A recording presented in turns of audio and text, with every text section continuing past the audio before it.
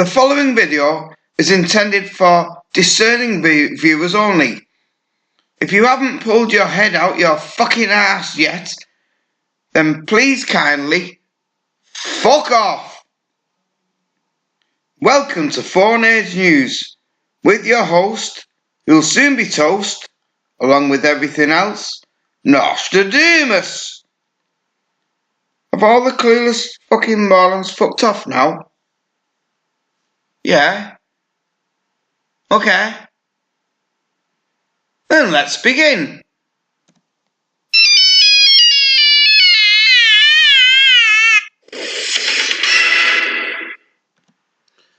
I'd like to start with this article from the Press Gazette, Fighting for Journalism, and saying the Guardian style guide update tells reporters to drop climate change for climate crisis and push for stronger language on the environment.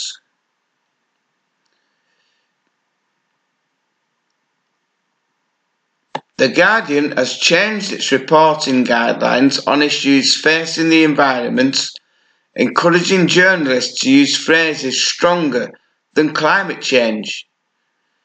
Reporters at the title will now be expected to refer to climate change as climate emergency. Emergency. Emergency. Emergency. Crisis or breakdown, in line with its updated style guide. The Guardian also said global heating will be preferred to global warming, while climate science denier will replace climate skeptic. I didn't know about this, but in April, The Guardian added the global carbon dioxide level to its weather page, alongside year-on-year comparisons, in the hope that this will maintain attention on the issue. We want to ensure that we are being scientifically precise while also communicating clearly with readers on this very important issue.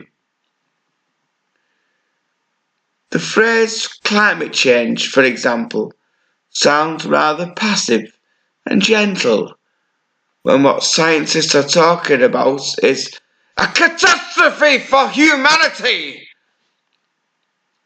Increasingly, climate scientists and organisations from the UN to the Met Office are changing their terminology and using stronger language to describe the situation we're in. Deep shit. That's what we're in.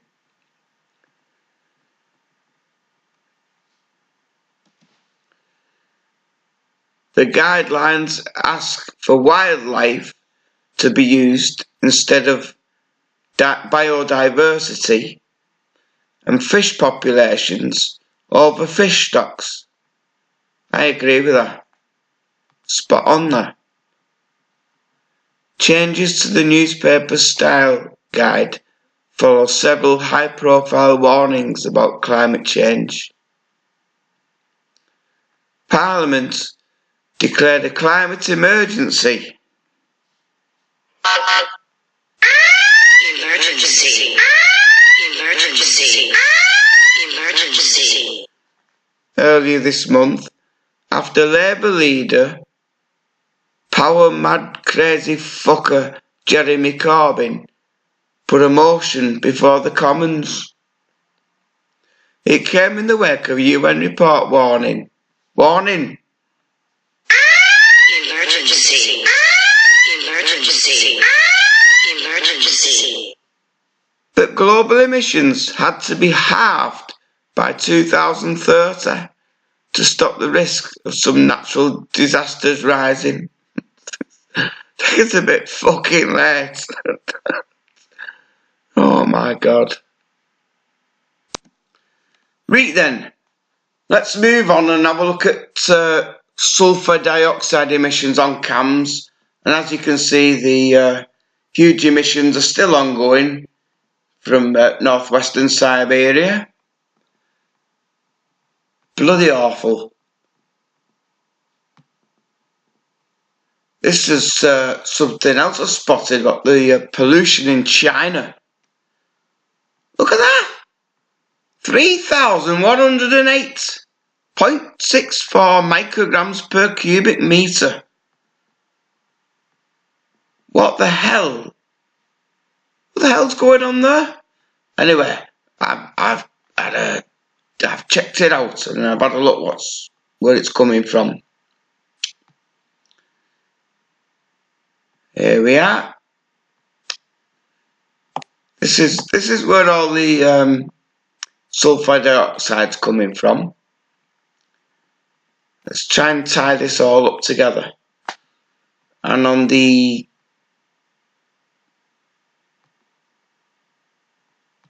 On the 11th, we had this 4.8 earthquake, 120 miles away from where the sulphur dioxide is coming from. And then on the 15th, we had a 4.9 earthquake. And just very recently, we've had another one, a 3.6 here, where earthquakes don't happen. And this is the Siberian plateau.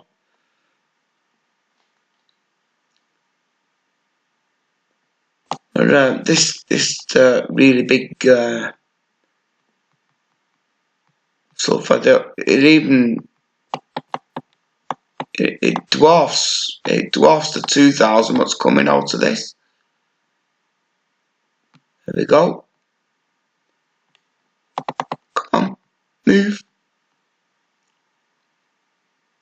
It's got nothing to do with the other stuff. What we had.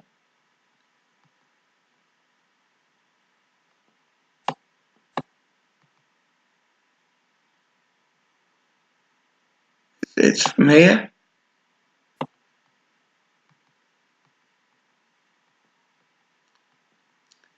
From a city called Hubei. It's not a continuous emission. It goes up and down. It's industrial pollution. But I think those emissions are absolutely staggering. Absolutely staggering.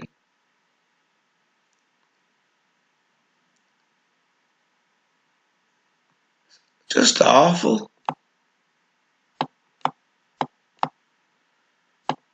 Anyway, we'll see if there's any more action around here. I'll keep you up to date with anything else that goes on. Just to show you, this is where I discovered the latest earthquake in Western Siberia on the CSEM EMSC site. And as it's reported by NNC, North Central Siberia 3.6. This will not be. These earthquakes aren't reported by the Western agencies. Now, this is from the Times of India. 23 killed in storms, lightning strikes in Assam in past few days. This is from a few days ago. Guwahati. At least 23 people have died in storms and lightning strikes in the past few weeks in Assam, the Asdamar has said. The natural disasters have also affected around 22,000. Around? How did they come to that figure? It's affected around 22,801 families. Why did you say around 22,800? Well, it's around a figure. And they put a 1 on. I don't know. in the state in the current year, they said in a statement. Is it just me, or do thunderstorms seem to be becoming more powerful?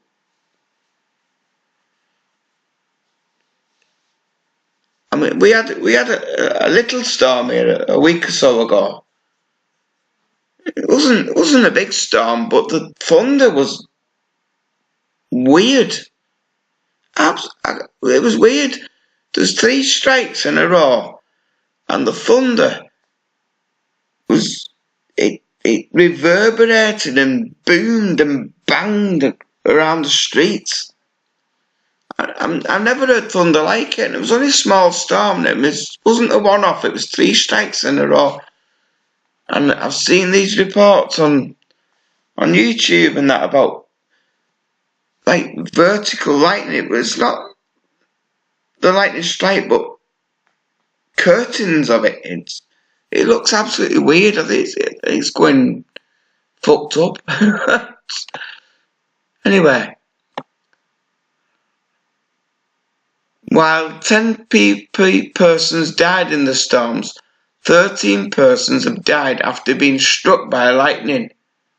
And that seems a lot. To have 13 people struck and killed by lightning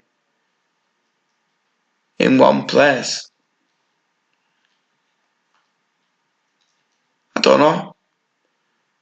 Let me know if you think lightning's getting more powerful.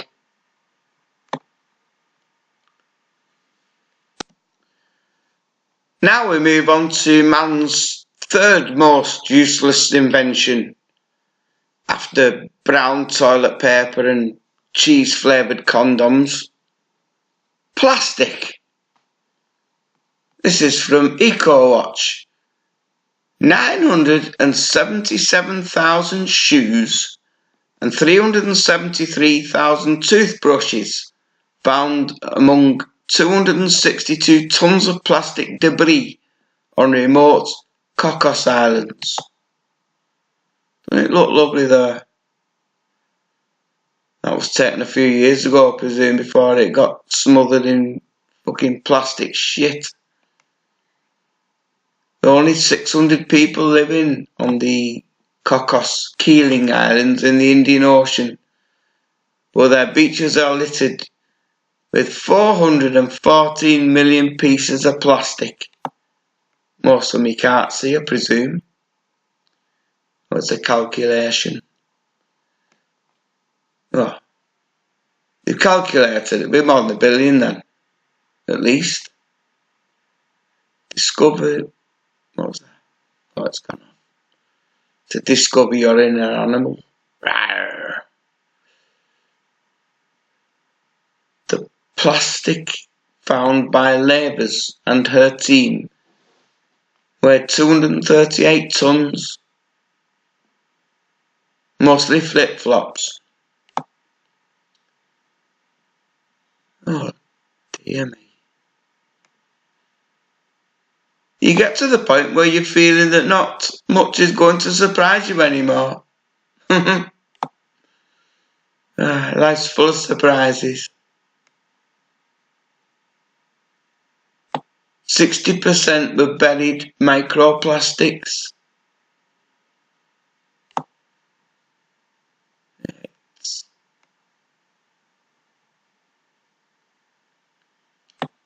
But so far the problem is only getting worse. Well, it's bound to, isn't it? To keep making the fucking shit. And people keep dumping it.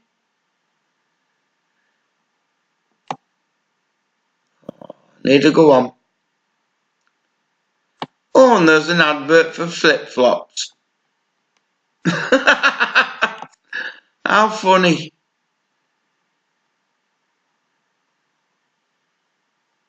Oh, let's go for a surf. Fucking hell. So what's all this plastic in the environment doing? Well, apparently, plastic pollution harms ocean bacteria that produce 10% of Earth's oxygen. according to a recent study and report. It's well known that ocean plastics harm marine life. You don't say. But could the 8 million metric tons of plastic that enters the seas each year, what year was that? Because it's going up every year, more and more of it. Could it make it harder for us to breathe? And every other living thing on this planet? That's the troubling implication of a new study published in Communications Biology Tuesday, which found that plastic pollution can have negative impacts on the ocean bacteria that produces 10% of the Earth's oxygen. And if you go on here, there's a really scientific, detailed study, if you want to check it out. I'm not bothering with that. It's too complicated. But they've shown their workings out and that. We found that exposure to chemicals leaching from plastic pollution interfered with the growth, photosynthesis and oxygen production of Prochlorococcus, the ocean's most abundant cytosynthetic bacteria. Yeah, well, there's other bacteria's going to try and sort this out and stop it from happening, if you know what I mean.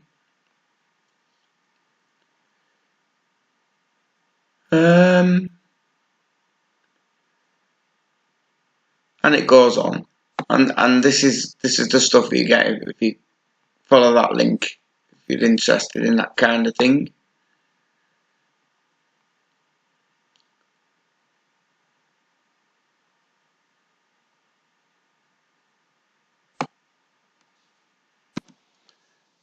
Now then, here's an image of a dystopian future.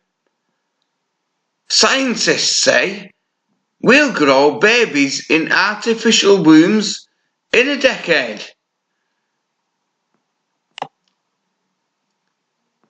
In coming years, scientists plan to grow human embryos in a lab using high-tech artificial wombs. Doctors at the Children's Hospital of Philadelphia, it's a Philadelphia experiment, I might have known, are in talks with the US Food and Drug Administration to begin testing artificial wombs on human embryos within the next 2 years, according to Metro. If they're successful, the research could radically change the way we view pregnancy, childbirth, and perhaps even evolution. Oh, well, you're worried about falling sperm counts and that, you needn't bother worrying, and it might be fine. If these clinical trials go well, fully functional artificial wombs could be ready within 10 years, Yale University physician Carlo Bolletti told Vice last year. Oh, what's it say? 10 years is a long way off, as far as medical research is concerned. But if artificial wombs are safe and effective, they could help prevent many of the medical complications that can arise during pregnancy and childbirth, per Metro, without compromising the mother and child's capacity to bond with each other. Yeah, right. If the fetus were in an artificial womb, it would become possible to access it and control the environment without restricting a woman's autonomy. So in some ways, there could actually be benefits for the fetus itself. It's better not being looked after by its mum and getting everything it needs. Look at that.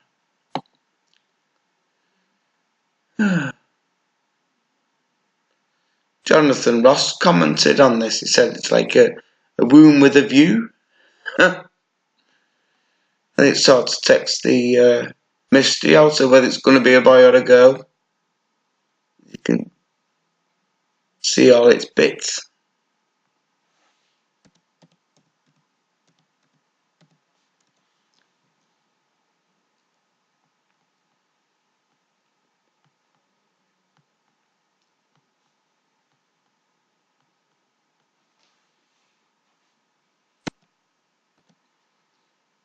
They've already been practicing on sheep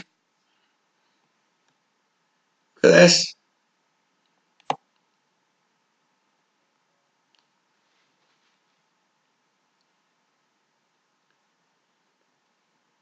Inside the oversized Ziploc bags strewn with tubes of blood and fluid, 8 fetal lambs continue to develop in a bag.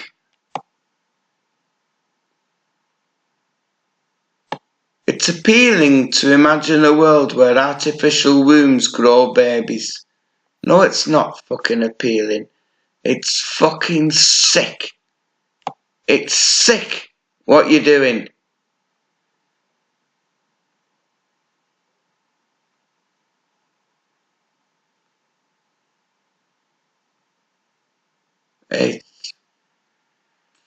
I'm not reading this. I'm just fucking sickening.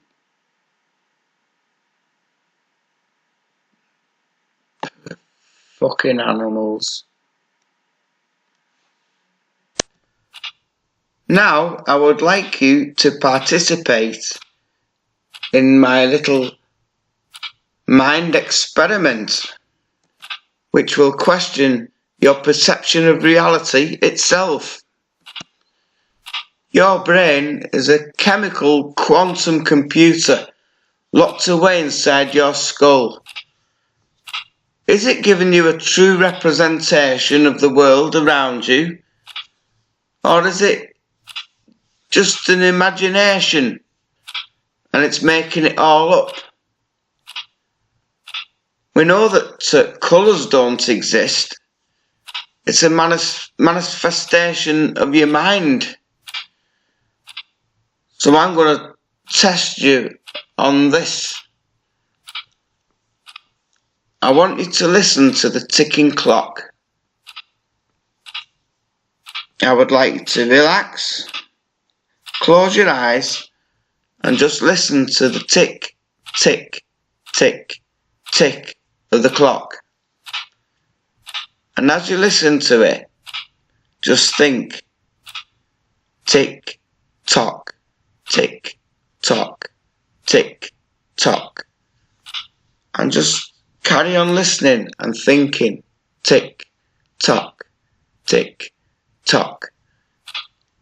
And any time you like, just change the word that you're thinking of from tick to tock or tock to tick. And whenever you feel, it's just saying tick, tick, tick, tick, tick. And and just throw one in there and just listen and think to yourself, tick, tock, tick, tock, tick, and then go tick, tick, tock, tick, tock, and then go tick, tock, tick, tock, tick, tock, tock, tick. And it will appear that the sound changes, but the sound doesn't change. You are making your brain perceive it to sound different. So I'm just going to let it run for a minute or so. And if you're relaxed, it should work.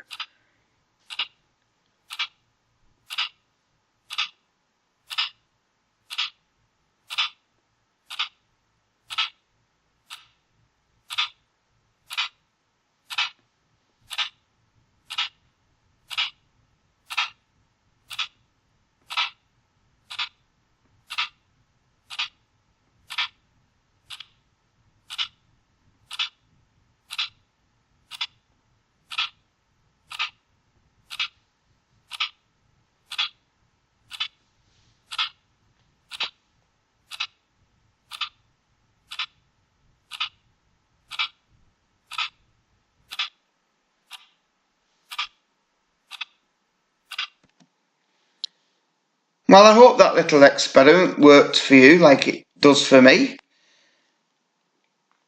I'm planning doing a presentation on symbiosis in nature, something that fascinates me, where two totally different species have evolved to totally rely upon one another.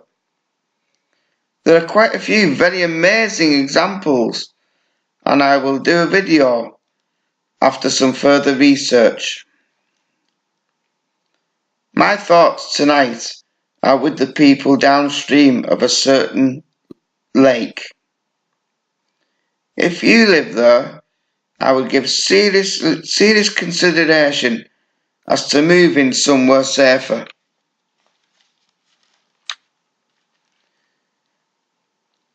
No one can deny that there is an increasing chance of a major disaster occurring. The rain is falling. The snow is melting. And the levels are rising. The DWR won't warn you. The government won't protect you. The Lord and Jesus won't save you. It's all about money. Lives don't matter. So get the fuck out now. Don't know why I've bothered him with this anyway. This imminent, impending disaster. We're all fucked soon anyway, one way or another.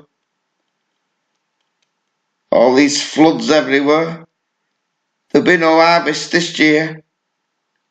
Wars will break out as countries set upon their neighbours for food and fresh water. It's not going to be a pretty picture. So I'm going to bugger off now and get to work on me nature documentary. I hope you're all still around by the time I've finished doing it. In the meantime, you can like and share my videos and subscribe to my channel if you can be bothered. Thank you very much for taking the time to watch and listen, and see you all again soon, hopefully. Goodbye.